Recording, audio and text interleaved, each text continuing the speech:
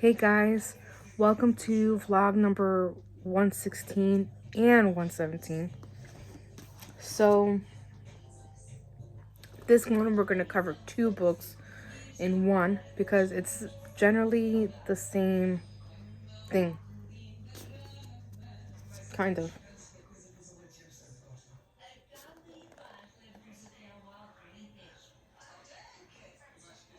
Yeah. So the first book is God's Not Dead, Evidence for God in the Age of Uncertainty, by Rice Brock. So this book is essentially as faith in God is rising, yet so spectacle.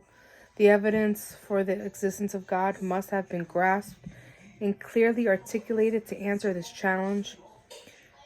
Says the author, the success of the atheistic agenda is mostly due to the fact that theist response to atheist claims not to be widely circulated.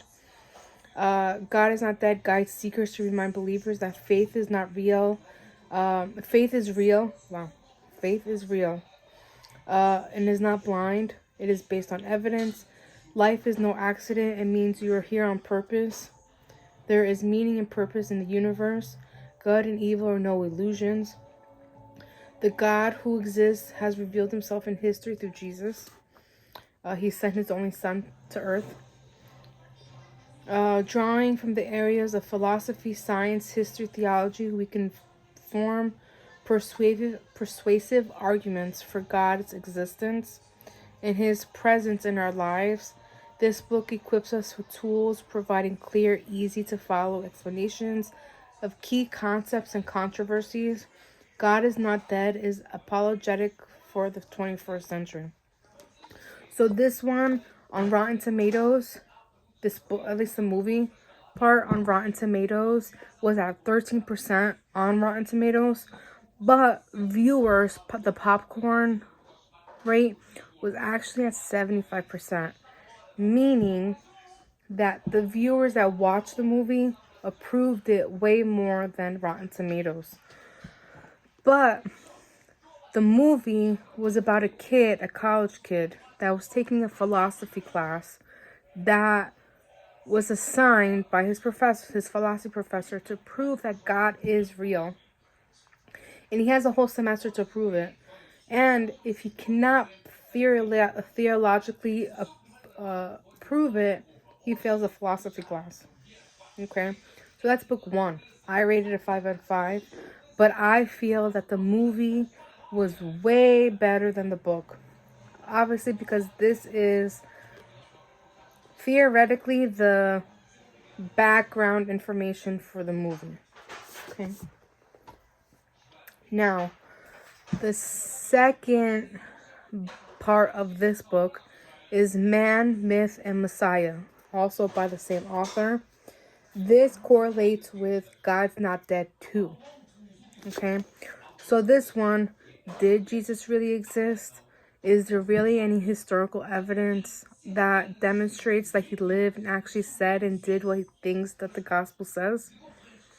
Is there any validity to the speculations that claims that Jesus' story was a myth, borrowed from variety of pagan cultures in ancient world?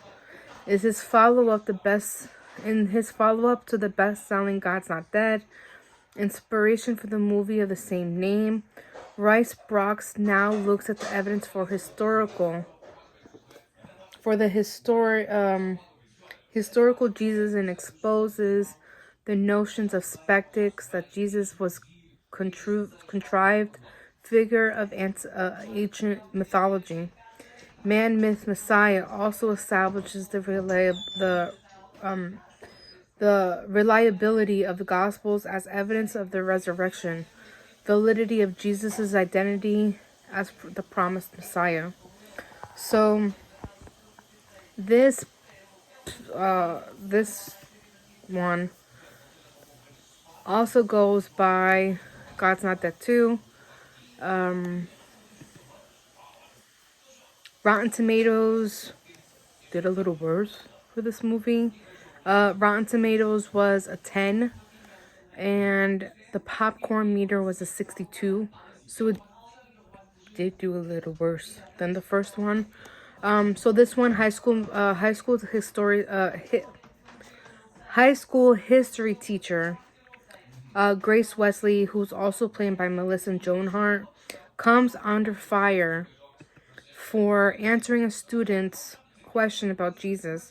When Grace refuses to apologize, the school board votes to suspend her and threaten to revoke her teaching certificate. Forced to stand trial to save her career, Grace hires a young lawyer, Tom Endler, to defend her in court. Endler devises a powerful strategy to show the jury the historical significance of Wesley's classroom discussion.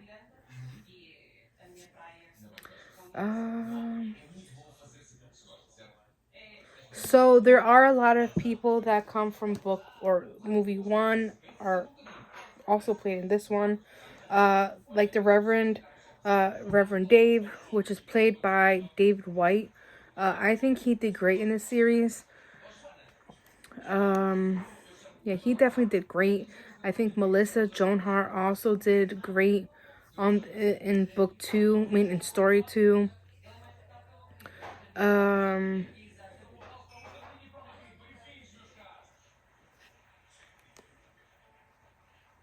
I don't really remember watching this movie. I mean, I know I watched it, but I don't really remember.